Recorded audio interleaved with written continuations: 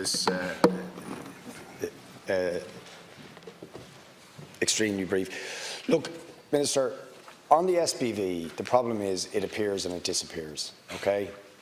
And that's a problem in terms of people's employment rights. And I think we need to look at that again, right? And just to make that clear, I'm not going to elaborate the point. I think the officials understand the point. It's a particular structure, and I know there's sort of reasons at one level we should have it, but it causes a problem in terms of the normal relationship between an employer and employee that should exist, okay? On the issue that you mentioned about freelancers and people have the right to be freelancers and so on, yes and no in response to that. You see, there is a control test. There are documents which are produced. I think I probably have one of them here, where there's rules about how employment as against self-employment are defined. So it's not, I just feel like saying I'm a freelancer, or I feel like saying I'm a lone trader. No. If your relationship to an employment ticks certain boxes, you're an employee. You're not a lone trader. You're not a self-employed entrepreneur. So it's just not accurate to say that. Okay, and these things are set out, I think I have the document here, Code of Practice for Determining Employment or Self-Employment. Okay, now we need to look at this, and I believe in some jurisdictions like France, at the beginning of a production, there's people there from the revenue and from the state who sit down and they say, what do you do? What are your terms and conditions? This is how you will be categorised. That's how it's done, right? And they go through every single employee and they say how it's defined.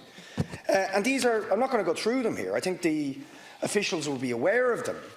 But this is how, and the government, in fairness to the government, in response to campaigning in other areas like construction, have taken on board, and Deputy Minister Regina Doherty and so on, has said that we've got to deal with things like bogus self-employment.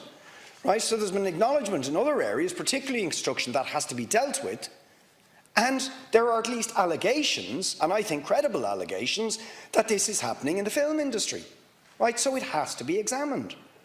So it's not an unreasonable thing, and that's how you get to the truth. You see, in any of these situations, you'll get people alleging one thing and alleging the other. The job of us as public representatives and as representatives of the government and so on is get in, find the facts, establish what the rules are, what the laws are, and see that they're being applied, and make it clear to the stakeholders in the industry, these are the rules, this is the law. The law must be complied with.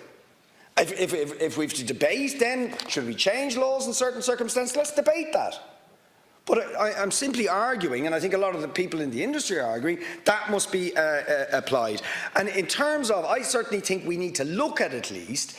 I mean, I know some of the information has been gathered, and there's some information remitted to revenue, but I think the point is we need a bit more, right? We need a bit more information about who's working, what they're doing, and so on. We need to know about what sort of revenue remittances we're getting, tax remittances and so on we're getting. Now, listen, I'm not going to elaborate the point any further. It's been made, and in terms of the board, definitely I think it should be bigger, and I'm glad the government is talking about it, but it is important we have, I think, workers on it, and a good diversity, and it's not just one sort of type of board member, for want of a better word, right? So I think we need to look at that.